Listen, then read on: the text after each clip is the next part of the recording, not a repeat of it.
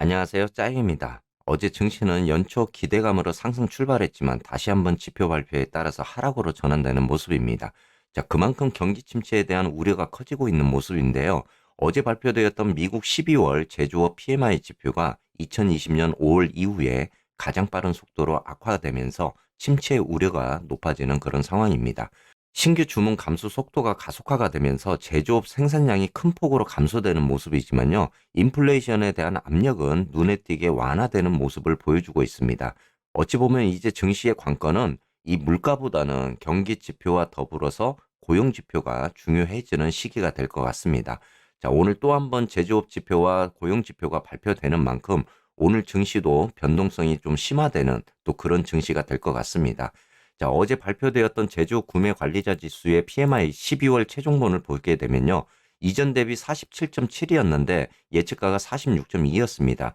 자, 어제 결과적으로는 이 실제 컨센서스가 예측가 대비해서 부합되는 모습을 보였지만은 이전 대비해서는 그만큼 이 침체에 대한 우려를 높이는 만큼 둔화적인 그런 제조업 지수를 보여주었던 상황이었습니다. 이러다 보니까 다시 한번 증시가 하락으로 전환되면서 경기 침체에 대한 우려적인 부분을 좀 보여주는 그런 상황을 만들었던 것 같습니다.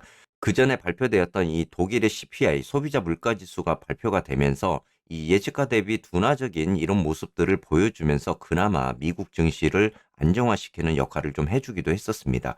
어제 독일의 소비자 물가 지수가 둔화되는 모습을 보이면서 미국의 10년물 국채 금리가 3.7% 선까지 하락하는 모습을 보여주면서 좀 더 이 국채 금리에 대한 안정적인 그런 모습을 좀 보여주기도 했습니다.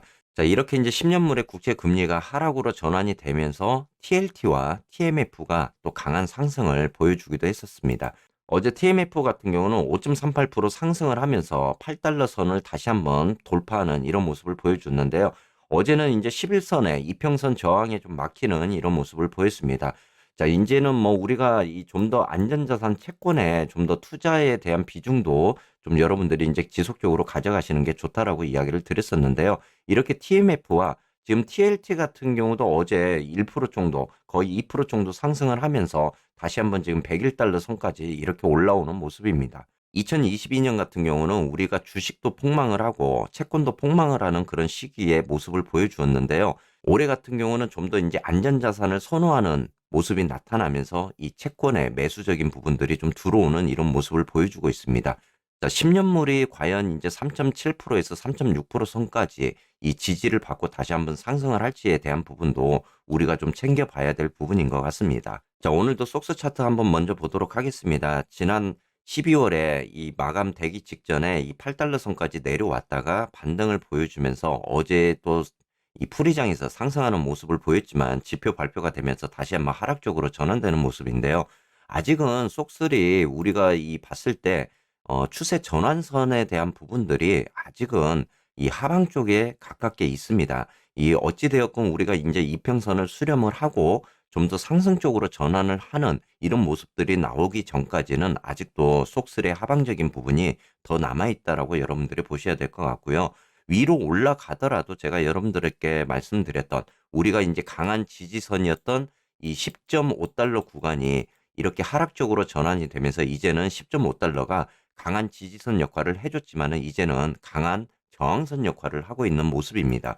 그렇기 때문에 이 증시가 상승을 하더라도 10.5달러 구간 좀 가면 이 차익 실현의 매물들이 다시 한번 나오는 이런 모습을 보여주고 있고요. 아직은 속슬의 인버스인 속스가 아직까지도 파동적으로는 한 번 더 상승을 할 수 있는 그런 파동들이 남아 있습니다. 그렇기 때문에 이렇게 속스의 이 파동적인 구간들 그리고 상승적인 브레이크가 걸리는 시점이 오기 전까지는 속슬의 하방적인 부분이 좀 더 남아 있다라고 여러분들이 좀 보시면서 대응을 하셔야 될 것 같고요. 만약에 속슬이 이 추세 전환적인 부분을 보여주더라도 이 10.5달러 구간을 얼마만큼 또 강하게 돌파를 하면서 뚫고 안착하는 이런 모습이 나와줘야만이 좀 더 위로 올라갈 수 있는 힘을 만들어 줄 거는 같습니다. 자, 지금으로서는 이 하방 추세가 좀 더 강하게 포진되어 있는 구간이고 과연 저점에 대한 구간을 더 이탈을 하면서 내려갈지에 대한 여부도 굉장히 좀 중요한 포인트인 것 같습니다. 하지만 여러분들이 이제 속쓰리든지 티큐라든지 하지만 올해부터는 이제 여러분들이 자산을 좀 모아갈 수 있는 그런 시기가 되어야 되지 않을까 이렇게 생각을 하고 있고요. 이러한 기회를 통해서 올 하반기 그리고 내년을 통해서 여러분들의 자산이 늘어나는 모습들을 보실 수가 있을 것입니다. 이제 점점 이 금리에 대한 부분도 좀 더 완화적인 그런 모습으로 돌아갈 수 있는 그런 시기들이 올 거고요. 그로 인해서 좀 더 기술주라든지 이 반도체주도 이후에 가서 상승할 수 있는 그런 여건들을 만들지 않을까 이렇게 생각이 됩니다. 지금 당장의 힘든 이런 모습들을 보기보다는 이제는 우리가 슬슬 자산을 모아가면서 내년, 내후년을 바라보면서 내가 원하는 수익률이 달성되는 그 시기를 바라보면서 여러분들이 가져가시면 좋지 않을까 이렇게 생각이 들고 있습니다. TQ도 마찬가지로 이 속술과 더불어서 내년, 내후년에 가면은 정말 여러분들이 바라보지 못하는 그런 가격대가 될 겁니다. 분명히 이 기간을 여러분들이 이용을 하셔서 자산을 늘려갈 수 있는 그런 기회를 삼으신다면은 이후에 좋은 수익률을 여러분들에게 안겨줄 수 있는 그런 시장이 올 겁니다. 자, 오늘 하루도 여러분들 화이팅 하시고요. 오늘도 중요한 지표가 있는 만큼 또 여러분들이 지표에 따라서 좀 대응을 할 수 있는 부분들을 만드시기를 바라겠습니다.